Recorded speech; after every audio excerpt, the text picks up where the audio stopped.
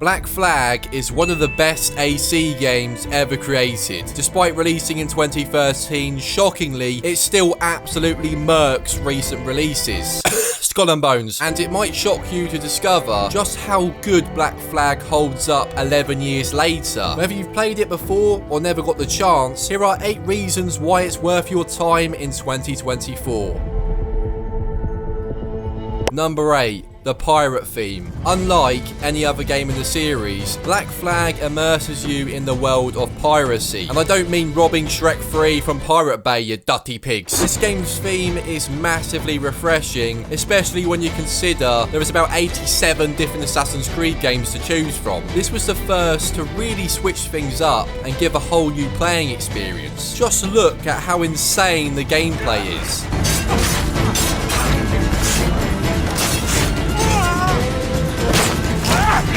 You're essentially getting 2 games for the price of 1. Classic Assassin's Creed and some sort of pirate game that smacks Skull and Bones silly. Here are where things go from an average AC game to the literal bollocks.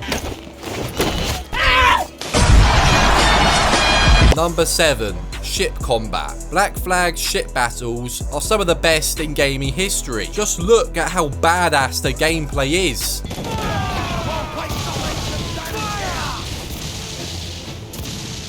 Ships actually get destroyed and sink when being shot at, and the controls and combat are far more satisfying when compared to similar releases. From upgrading and customizing your ship to hearing your crew make your ears bleed on a regular basis with their horrendous singing.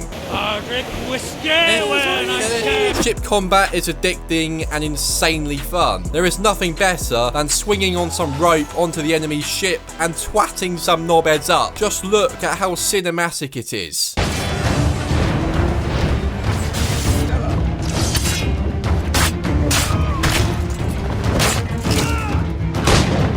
I don't know why, this is just so fun for some reason. And other games in this genre just don't let you invade enemy ships on foot and batter some bellends. Instead, they often just show you some lazy ass cutscene. Yes, I'm talking about Skull and Barebones again. Black Flag doesn't take shortcuts, and it actually allows you to fully board enemy ships. Wait a second, you need to see this. Let's just compare the ship combat from a 2013 game to one that released in 2024 side by side.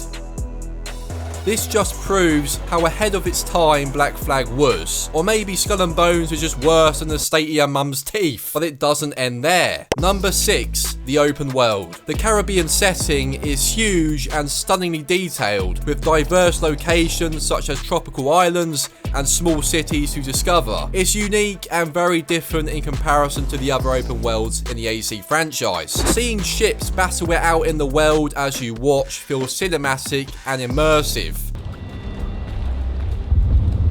And when you do explore on land, the world feels alive and lived in. And when caning it on the sea, there's plenty of ships to obliterate and rob. It's a setting you don't want to miss, and it never feels empty or boring. I also love the fact there is plenty of restricted areas and pirates in combat around the map, so you're never short of slitting throats and looking like a total badass. Right, hold on, I need a word with you. At 500k subs, I'm finally doing a face reveal, so smack that subscribe button silly, and you'll also never miss any of my brutally honest videos. Number 5. The Assassin. Edward Kenway is a very likeable and interesting character, and he won't bore you to tears like that boring arsehole Basim. Edward is interesting, and he's genuinely one of the most entertaining and engaging characters of the series. And don't get me wrong, the story is no Scorsese piece, but it's also not as boring as visiting your damn nan. Old Eddie pushes the game along, and he's definitely one of my favourite characters in the whole series. And he even has a smile that will cause your constipated dog to shit up a wall. This is the game to play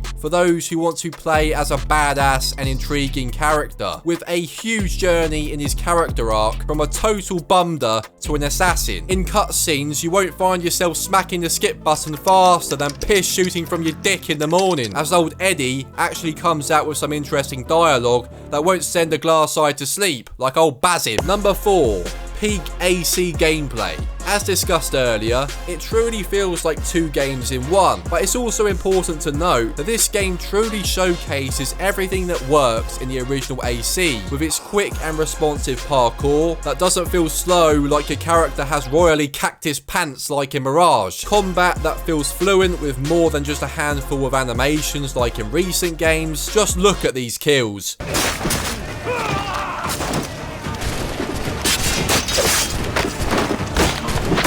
Challenging stealth that will piss you off every now and then, and incredibly satisfying gameplay when merged with the naval aspects. Once you start playing, kiss any daylight goodbye, because you're going to be locked in a room playing this bad boy all night long. The gameplay is incredibly addicting as there is just so much to do. It's hard to decide whether you want to explore on land and let enemies meet their maker in various ways, or twats cannonballs at the nearest mongrel on sea. It's everything the original AC did correctly, before things were adapted and reinvented in recent releases, but merged with this refreshing pirate aspect which truly feels like peak Assassin's Creed when it comes to gameplay. Yes, you will encounter bugs at times, like these brain dead bints. Watch what happens when they try to follow you to your ship.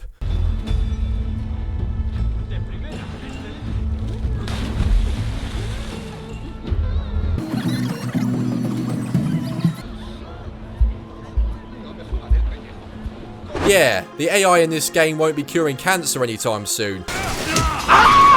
But for its age, it's a minor nitpick, and at least the character movement isn't like a human fucking spinning top like in Bones and Skull. Number 3, sound design. Jesus, the Black Flag sound design is really underrated and it isn't talked about enough. Make sure you aren't using some old shit headphones that smell worse than your dog's back. It's definitely worth spunking the rest of your nan's life savings on a decent pair of headphones to experience just how good this game sounds. From its satisfying sound effects to songs that make you want to get up and dance like some sort of bellend. Yes, I'm not a fan of the matey boys on your ship blaring songs out like some shoddy old GTA 5 radio station, but I can see the appeal and why it's remembered and talked about still. The whole sound design is incredible and it really adds to the whole experience. Number 2, the timeless graphics. Despite being over a decade old, Black Flag's graphics have aged remarkably well. Its art design, vibrant colours and detailed environments are still impressive and hold up well. Just look at these visuals. Yes, certain textures won't be as good as recent games, but the overall look is very impressive for its age. Some might even argue that it holds up with games today, although some character models aren't the best looking and do look rougher than your mum's bed slats. Nonetheless, the overall open world looks truly amazing for its age, and bums like me who care too much about graphics won't be put off. And finally, number 1, nostalgic value.